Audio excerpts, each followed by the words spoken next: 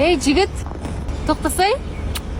Не, сен арам ойың білмейді деп тұрсың ба? Менімен танысып, менімен жүріп алмақшысың ғой, Біліп тұрмын, сен арам ойың бір. Қайта гүл сұрап, мейрам сайын гүл деп, ресторанға апарды. Сөйтіп жүр, маған байға тиіп аласың ғой басымды айналдырып, Сөйтіп менен бала атып аласың. Сосын жүресің, памперске ақша, анаған ақша деп. Тойға барған сен көйлекке ақша дейсің. Ертең 3-4 бала туғаннан кейін машина әпер дейсің. Сөйтіп мен басыма шығып, мен көтеге оғып қоймақшысың ба? Мә, арам ойың орындалмайды. Аялдарға қарағанда еркектер сұлу төрелеткен. Еркектер туаса сұлу төрелеткен туғандар. Ошон үчүн еркектер сұлу төрөлгөн үчүн өмүрүнүн аягына чейин бир дагы жолу боенбойт экен да.